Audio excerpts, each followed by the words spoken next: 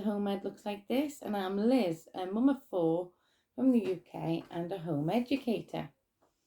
My 17-year-old is off in the world doing her own thing, and I currently have my 16-year-old, my 10-year-old and my 4-year-old at home learning with me.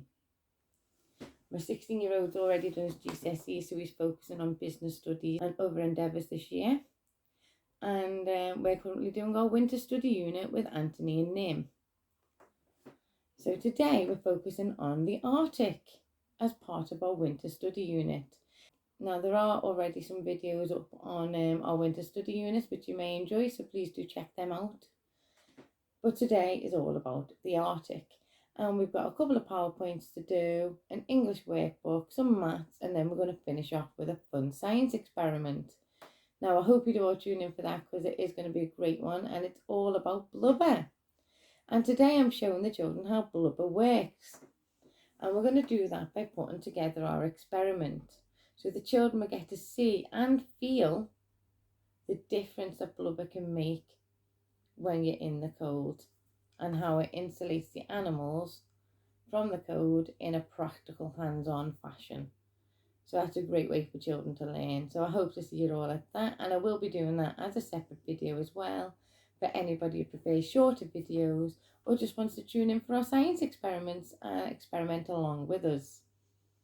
So thank you for joining us, and I'm going to go get the children and we're going to get started. So today we're doing a PowerPoint on the Arctic, because today is all about the Arctic. So shall I tell you our plans for today, kids? Yeah. So we're going to start off with a quick PowerPoint. Yes, we are. And then Anthony's got a couple of worksheets to do. Worksheets. Yes. Nimue has a couple of worksheets to do. So this afternoon, after we've done all this bit, we're going to do a science experiment. Yay! And our science experiment is going to be all about blubber. And we're going to find out how blubber works. Yay! So you're going to get to feel the effects of blubber for Yay! yourselves. Yay! Can you tell me what blubber is? Feral animals, what keeps them warm. That's very, very close. Blubber is the layer of fatty tissue underneath the skin and fur. And it's what keeps them warm and keeps them insulated. And we're going to be using lard to represent our blubber. He did get the warm bit right. He did get the warm bit right, didn't you, Anthony? I was really impressed at that too, Nimue. So let's start our PowerPoint, and this is a Twinkle resource. So the seal lives in the Arctic on the sea and ice, and they dive into the water through gaps to hunt for fish and crustaceans. They pull themselves along the sea ice with their front flippers, which have very strong claws. They have a thick layer of fat called blubber beneath their skin to keep them warm. And baby seals are born with thick fur to keep them warm too. And this thins as the seals get fatter. They are hunted by polar bears. So polar bears eat them. Big footballs, yeah. Aren't they? Big fluffy animals. They are. Reindeer are also known as caribou. And they feed on moss, grass and plants. The males and females have very large antlers. And in the winter, reindeer travel south to avoid the cold weather. Both males and females do have antlers, and both drop their antlers, but males drop their antlers at the beginning of winter and females keep theirs through the winter and drop theirs when they have foals in spring around May. Okay. And then they both regrow them through the year. Okay. The hooves are sharp, which helps them walk on ice and rocks. Walruses have 2 large tusks, which are used for cutting through the ice, for defence and for getting out of the water. No. Have you seen the walrus? Yeah.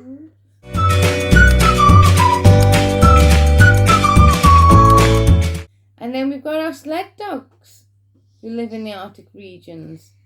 And they're really... And one is under the table at the minute. Yes, there is. One is under the table at the minute. Flapper is lying on the floor, and then... In this example, they're using huskies. And huskies are dogs that pull sleds in the Arctic regions. And they're really good at pulling sleds for very long distances. And they also race in sled dog races. They have a double coat, like Lapper and Nala, to protect them from the harsh weather. Yeah. You are a little monkey. So the Arctic is in the northern hemisphere of the Earth. And the North Pole is in the Arctic. The Arctic has very little plants because it's very cold there. In the Arctic, ice floats on top of the ocean in huge sheets, and the ice can act as land. There's also icebergs in the Arctic Ocean, and icebergs are pieces of ice which are broken off them big massive sheets and are floating around in the ocean. Wait, so animals could be on a big seat of thing with a float, so like and can break off. So can you think of any animals that live in the Arctic? Because I introduced this to some before, didn't I? Wolf. Well done. The Arctic wolf. Big fluffy polar bears. Well done. Seals, yes, I'll name seals claws. And walruses. You've got the Arctic fox, polar bear, Arctic hare, the seal, a caribou, the reindeer as well, and walruses. Snowy owls live there, big whales. And do you think people live in the Arctic? How did they live? Did on a house on the ice? Yeah. Houses in the Arctic often are raised from the ground, and that prevents people from being snowed in, and it helps insulate their homes. And some people who live there travel by dog sled. So they travel around, whether they're going to work, going to shop, and they just get all the dogs lined up and food there, like crisp and all that. Well, that is actually quite difficult. So they have to prep. Okay, so they're all preppers in the Arctic because they have to have well-stocked pantries, because there'll be periods of time where they can't get any food into their communities.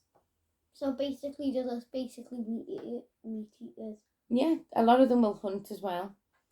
So the dogs pull the sled, which the person stands on, and then glides behind on the snow. And people also travel by snow vehicles, which look like a jet ski on the snow. Lots of people in the Arctic go ice fishing. They make a hole in the sea ice and wait for the fish underneath the ice to take the bait. I saw that on the video. So that's a great way of getting food in the Arctic, ice fishing. So most of them do that as a hobby because they rely on additional food sources to supplement the stores. So scientists also often visit the Arctic to try and find new discoveries, as there are lots of places that no one has ever been.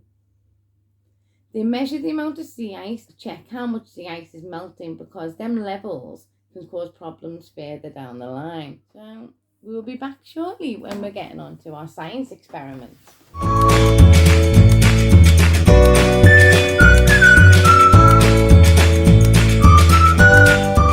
And this is our winter science experiment. Today we are doing a blubber experiment. And this involves finding out how blubber works, yes, and how it insulates. And what does insulate mean? Keep warm, yeah. So how it keeps warm animals that live in the Arctic. So our first step is to see how cold this water is. And put one hand in, go on, one hand each. How cold's that? Is it cold?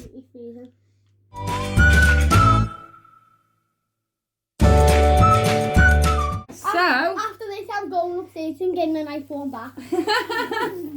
Nim, I need you to put one hand. It's not cold anymore. In this plastic bag. So put a hand in here.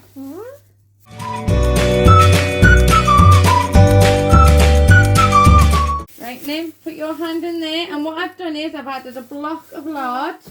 So stick your whole hand in. Right? And then now I'm going to fold this around you. Does it feel good? No. Why do we have to put plastic on? To protect your fingers and so the water doesn't get on the lard.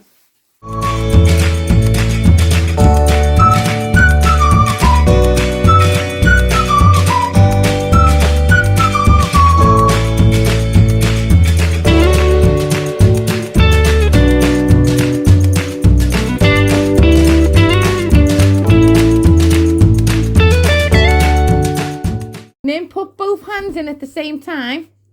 You want both in at the same time? Which one feels colder? The normal one. This one. So does that hand feel colder than your other one? Yeah. Do you want to try it? What's the difference like? Very different. I could leave this in all day. Could you? This is my new hand. Well, this is how polar bears feel. And seals, because of all the layers of blubber. This is how it feels to them in cold water. What? Isn't that amazing? Hey, So that's how they can live and swim quite comfortably in the Arctic. Right, so I'm going to leave the children to fend for themselves now with the new hands. I'm only joking. Are you going to wave goodbye? No. Bye-bye now. Bye.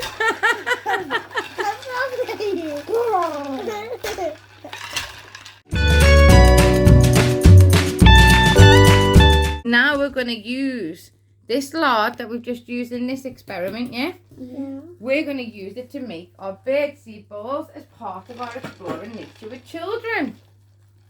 So now what we need to do is take these off your hands and put the lard in here. So let Mummy help.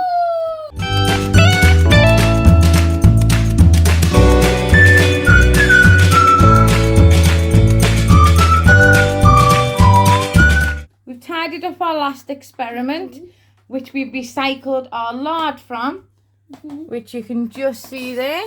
So that's our recycled lard from our last experiment. And in the bowl we have some oats. And we're going to recycle this to make some bird food. I knew it.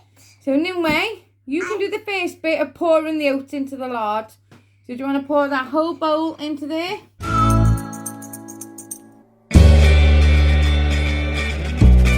And now Anthony is going to come with me into the kitchen to gently melt this down.